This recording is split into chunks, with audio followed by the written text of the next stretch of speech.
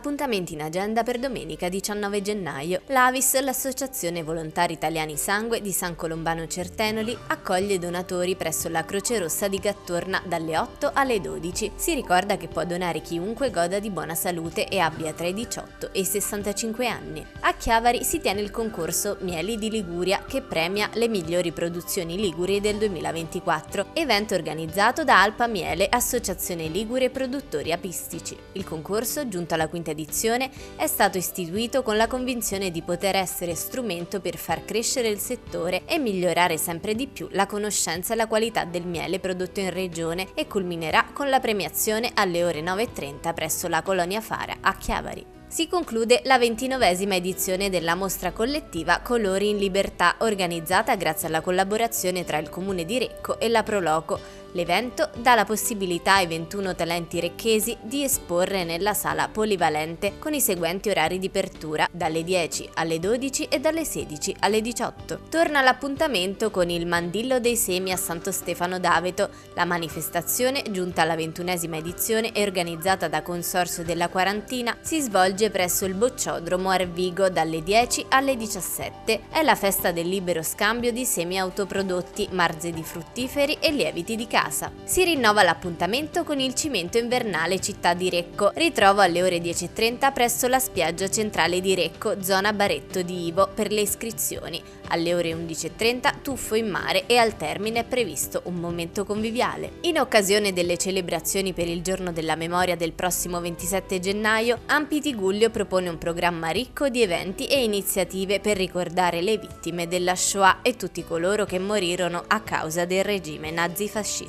Nella casa comunale di Coreglia Ligure verrà inaugurata la mostra fotografica di Romano Ferradini titolata Le rotaglie che portano ad Auschwitz. Alle ore 11 la mostra resterà poi aperta fino al 2 febbraio tutti i giorni feriali dalle 8 alle 13. In doppia recita alle ore 15 e alle 17 alla Sala Diana del Teatro Garage di Via Paggi a Genova, la compagnia Liberi Tutti propone Una volta c'era un re, ispirato all'opera La Cenerentola di Gioacchino Rossini. Ultimo giorno per vedere al Teatro Gustavo Modena di Genova Capitolo 2 di Neil Simon. A raccontare la trama è il regista Massimiliano Civica. Sul palcoscenico un affiatato quartetto di attori composto da Maria Vittoria Argenti, Ilaria Martinelli, Francesco Rotelli e Aldo Ottobrino. Orario dello spettacolo alle 16. Appuntamenti in agenda per lunedì 20 gennaio. È stata presentata a Palazzo Tursi la terza edizione del progetto I primi 1000 giorni, iniziativa volta a gestire e tutelare la crescita psicofisica dei piccoli, dando nuove istruzioni ai genitori su manovre antisoffocamento, vaccinazioni, malattie e molto altro, in stretta collaborazione con pediatri e professionisti del settore. Dalle 10 alle 11:30 si parlerà di febbre, tosse, mal di gola, alimentazione e vaccinazione,